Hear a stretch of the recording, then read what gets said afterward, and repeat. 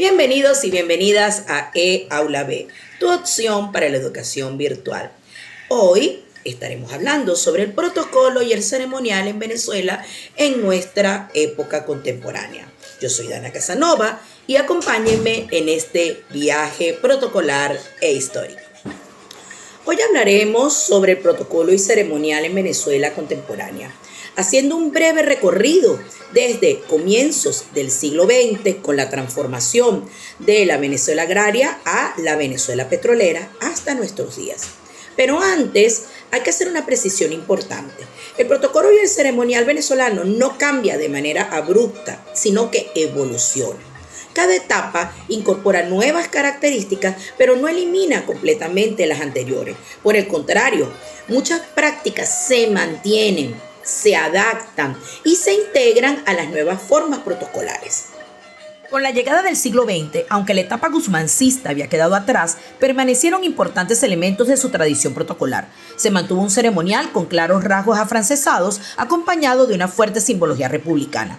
Asimismo, para este momento, ya se encontraba claramente diferenciada la esfera del ceremonial de Estado de la tradicional ceremonial religiosa.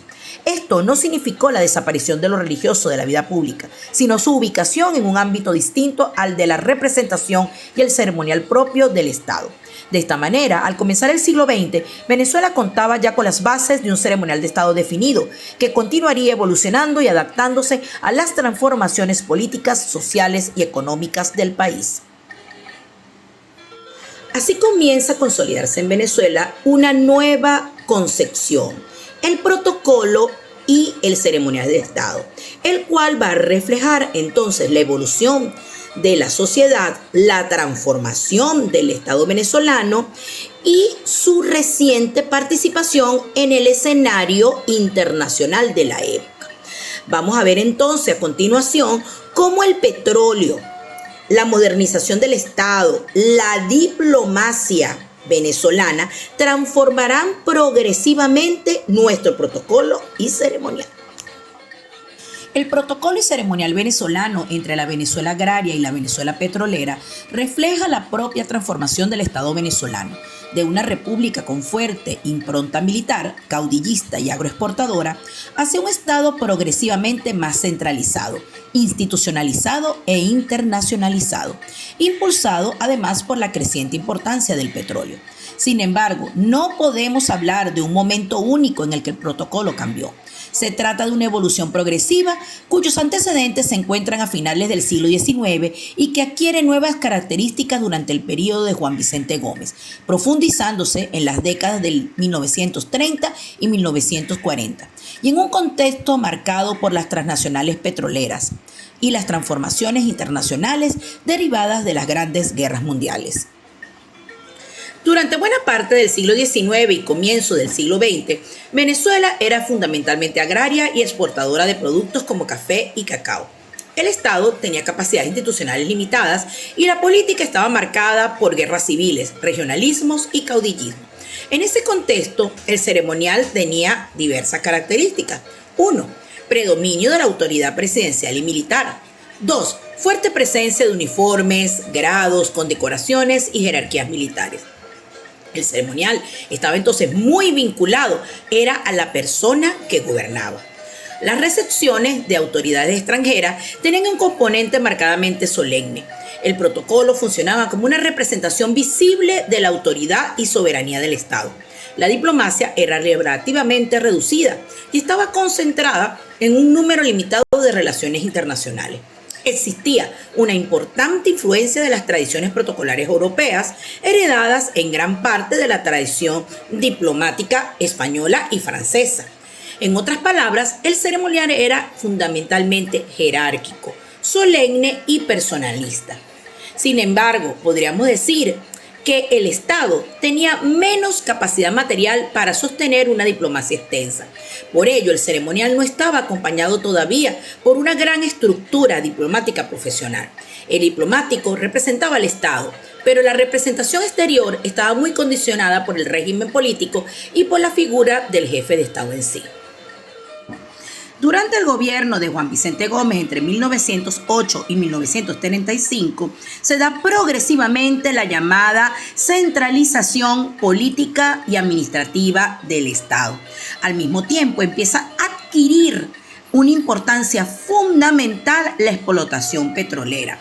La aparición del petróleo no significó para Venezuela una nueva fuente de ingresos de gran medida, pero sí cambió la posición internacional del país, su presencia, cómo nos percibían desde afuera.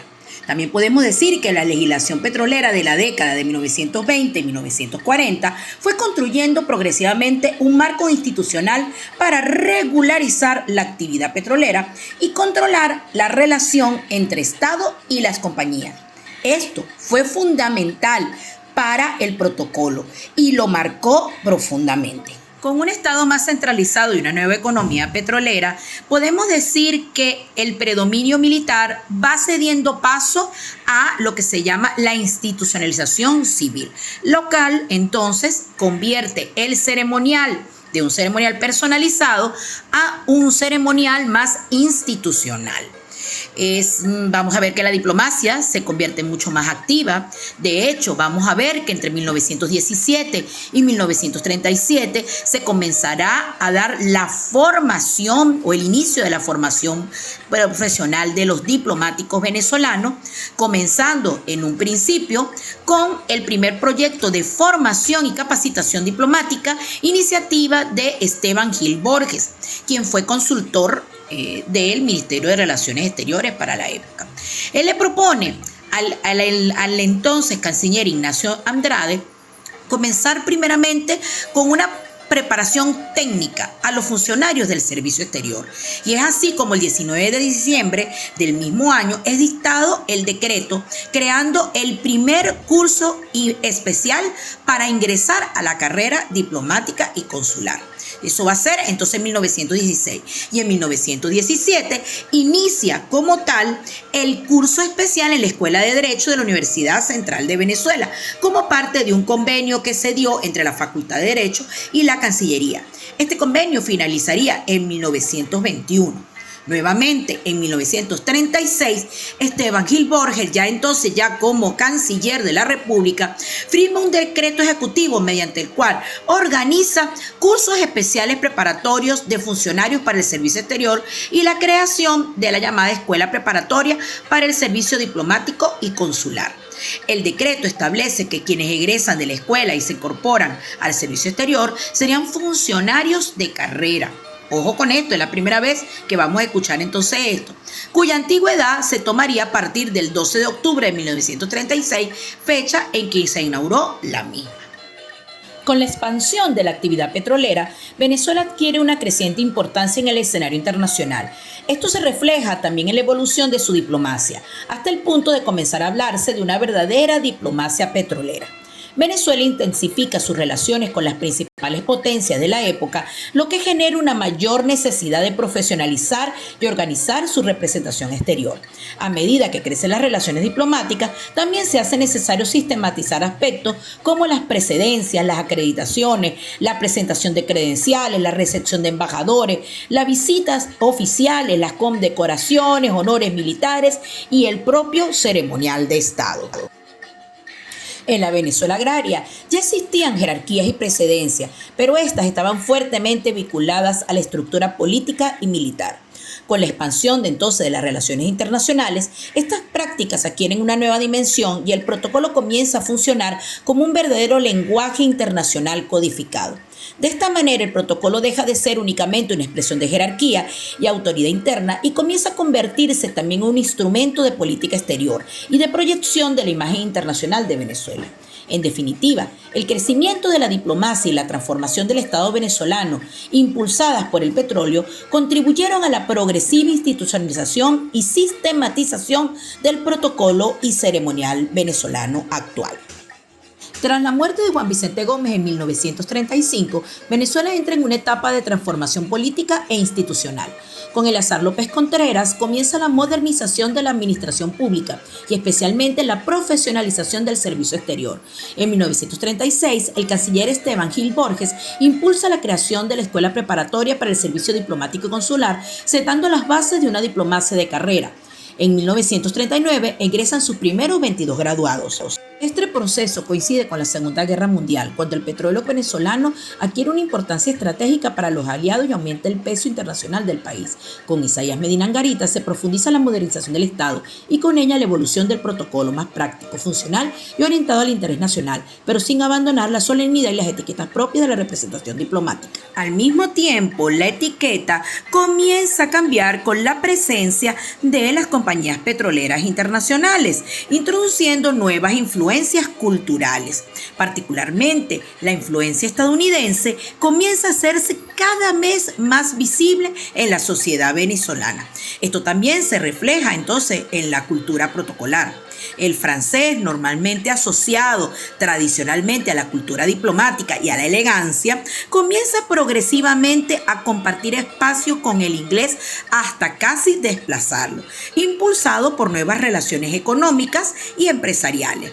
Pero no solo cambia el protocolo de Estado, también comienza a transformarse lo que se llama la estética protocolar y la etiqueta social. Con la modernización de la sociedad venezolana y en el contexto de la posguerra, las mujeres comienzan a asumir un papel cada vez más visible en la vida pública. Un momento fundamental ocurre el 27 de octubre de 1946, cuando las mujeres venezolanas ejercen por primera vez el derecho al voto en las elecciones para la Asamblea Nacional Constituyente, derecho que posteriormente quedaría consagrado en la Constitución de 1947. La presencia femenina también comienza a adquirir una dimensión particular a través de los concursos de belleza. En 1955, Susana Duin se convierte en la primera venezolana en ganar el título de Miss Mundo y en la primera latinoamericana en obtener esa corona. A partir de entonces, el mundo de los concursos de belleza comienza a convertirse en un importante referente de la estética, la feminidad y la representación de Venezuela en el exterior. Los concursos de belleza y la etiqueta comienzan a convertirse en aliados. El certamen Miss Venezuela, especialmente desde la segunda mitad del siglo XX, se transforma en un fenómeno cultural de masas y contribuye a consolidar determinados modelos de belleza, elegancia y comportamiento social. Esta estética posteriormente trasciende a las pasarelas y llega a las pantallas, especialmente durante la época dorada de la televisión y las novelas venezolanas, entre las décadas de 1970 y 1990. De esta manera, la etiqueta comienza a adquirir un significado más amplio. Ya no se relaciona únicamente con las buenas costumbres, la cortesía o la vestimenta adecuada para cada ocasión, sino que empieza a asociarse cada vez más con conceptos como elegancia, belleza, presentación personal y éxito social. Así, entre las décadas de 1960 y 1990, la etiqueta social venezolana estuvo fuertemente influenciada por determinados cánones estéticos y sociales, que podían encontrarse tanto en los concursos de belleza y la televisión como en los espacios profesionales y familiares. La imagen y la apariencia y la manera de presentarse ante los demás pasan entonces a formar parte esencial de la etiqueta venezolana. La transformación de la etiqueta social en una verdadera cultura de la imagen tuvo una enorme influencia en la sociedad venezolana contemporánea. Se fue consolidando con un canon estético muy definido, asociado a la esbeltez, el cabello largo y liso y determinados rasgos considerados socialmente atractivos y elegantes. El problema es que este modelo también contribuyó a jerarquizar las características físicas, haciendo que otros rasgos fenotípicos presentes en buena parte de la población venezolana, particularmente en la de ascendencia afrodescendiente, fueran considerados de manera injusta, menos elegantes, menos femeninos o incluso poco apropiados para determinados espacios, ya sean sociales o profesionales. Así, la imagen de una Venezuela estilizada, blanqueada y asociada al glamour y la elegancia comenzó a proyectarse hacia el exterior como una suerte de identidad nacional exportable.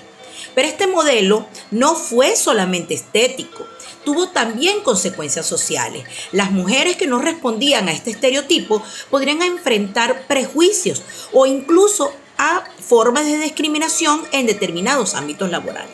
De esta manera, La etiqueta dejó de referirse únicamente a las buenas maneras y el comportamiento social, para convertirse dentro del protocolo y del día a día de la sociedad en un mecanismo de construcción de la imagen, diferenciación social y reproducción de determinados cánones de belleza. A partir de 1999, el protocolo y ceremonial venezolano se enmarca en una nueva concepción del Estado, definido constitucionalmente como multiétnico y pluricultural, y sustentado en los principios de igualdad y no discriminación.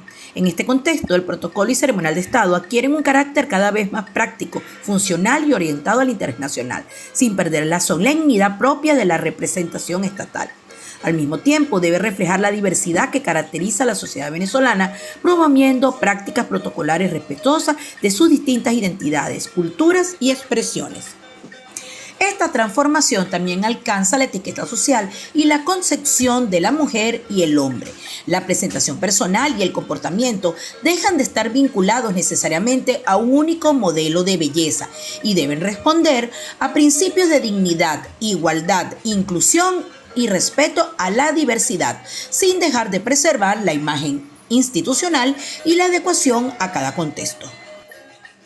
Así, el protocolo venezolano contemporáneo debe reconocer nuestra pluralidad cultural, étnica y social, evitando reproducir cánones raciales o estéticos excluyentes y entendiendo la elegancia no como uniformidad, sino como respeto, adecuación, dignidad y reconocimiento de nuestra diversidad. En este sentido, el protocolo se convierte en una herramienta estratégica de comunicación y convivencia que ordena las relaciones humanas, institucionales y diplomáticas y se adapta a la diversidad cultural, la digitalización y las nuevas dinámicas sociales. En el ámbito del Estado, garantiza además el orden, el respeto institucional y la correcta comunicación entre los poderes públicos y los representantes internacionales.